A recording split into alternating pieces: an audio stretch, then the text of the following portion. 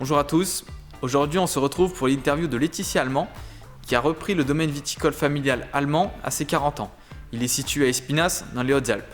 Dans cet épisode, nous allons aborder la problématique de lorsqu'elle avait 18 ans et comment est-ce qu'elle pensait dessiner son avenir. Bonjour Laetitia. Bonjour Colin, bienvenue.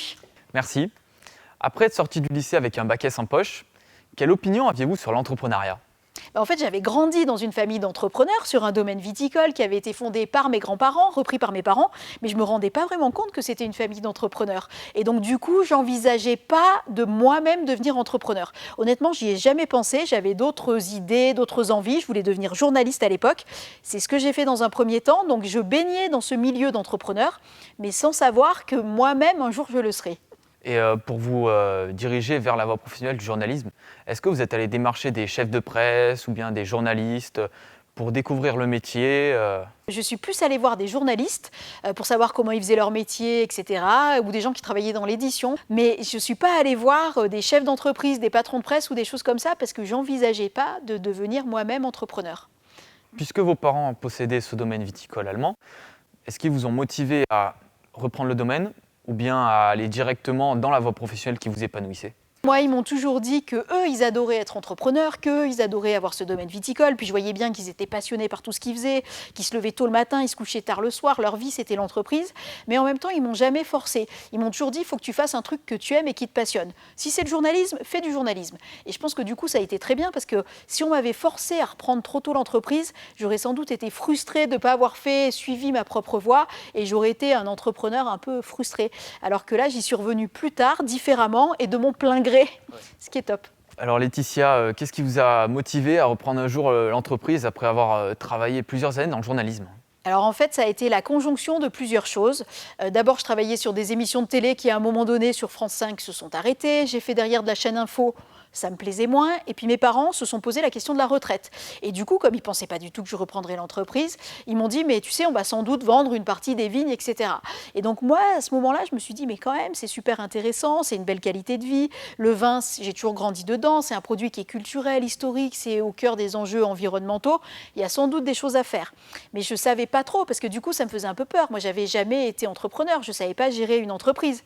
Et donc, à la fois, ça me faisait un peu peur, et en même temps, j'ai glissé vers la reprise sans vraiment m'en rendre compte. Heureusement que je ne me suis pas rendu compte de toutes les galères qui m'attendaient, parce que sinon, je pense que je ne me serais pas lancée. Je pense que c'est le cas de tous les entrepreneurs. Si on savait tout ce qu'on va avoir à gérer et tout ce qui nous attend, il y a un moment donné, on ne se lancerait pas. Et en même temps, c'est très bien qu'on ne le sache pas, parce qu'une fois que les épreuves, elles arrivent les unes derrière les autres, finalement, on les surmonte, on les gère. Mais c'est vrai qu'au début, donc, j'y suis allée tout doucement. D'abord, j'ai fait la communication du domaine. Après, j'ai fait une formation à temps partiel dans une école de commerce pour pouvoir monter un business plan, faire des allers-retours entre le domaine, l'entreprise et l'école pour pouvoir poser des questions aux profs, etc. Rencontrer, là, pour le coup, des entrepreneurs du monde du vin, pas que des vignerons, des gens qui avaient monté des maisons de négoce, enfin plein de profils différents. Et c'est au bout de quelques années que j'ai dit à mes parents, je suis d'accord, je signe, je veux reprendre, ça me plaît. Une année où j'ai cherché un peu une formation, j'ai commencé à travailler pour le domaine. 2 ans de formation en alternance avec des allers-retours au domaine. Et puis après, mon père arrivait à l'âge de la retraite. Et c'est là où j'ai dit, faut quand même que je me décide. Je reprends pas. Ça me plaisait beaucoup. J'ai vu qu'il y avait du potentiel. C'est pas toujours facile, entrepreneur, mais c'est tellement exaltant. Il y a plein de choses différentes à faire sur un petit domaine viticole. Moi, je fais de la compta, du juridique, du social. Je fais bien sûr le vin, le travail des vignes. Ça touche à l'environnement. Il y a la commercialisation, le développement, du développement international. C'est tellement vaste et il y a tellement de métiers différents dans un seul métier qu'on ne peut que s'éclater à faire ça, quoi. Il faut avoir beaucoup d'énergie, mais on s'éclate.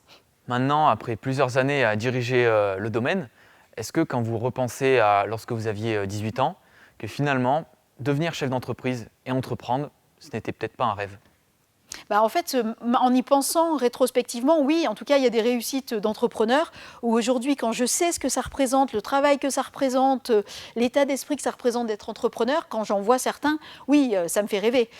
Du coup, maintenant, je passe mon temps sur Netflix à regarder parfois des documentaires sur des grands entrepreneurs. Là, je viens de regarder une série de docs sur Bill Gates, comment il a créé son entreprise, comment il a eu ses idées. Et c'est super intéressant de rentrer dans la tête de ces gens-là parce que voilà, c'est des gens qui créent de la richesse pour eux-mêmes, mais aussi pour des gens autour d'eux. C'est des gens qui innovent, c'est des gens qui nous font avancer. Donc, c'est assez inspirant. Eh bien, en tout cas, merci Laetitia pour nous avoir montrer comment vous étiez à 18 ans et comment vous pensiez votre avenir. Merci beaucoup.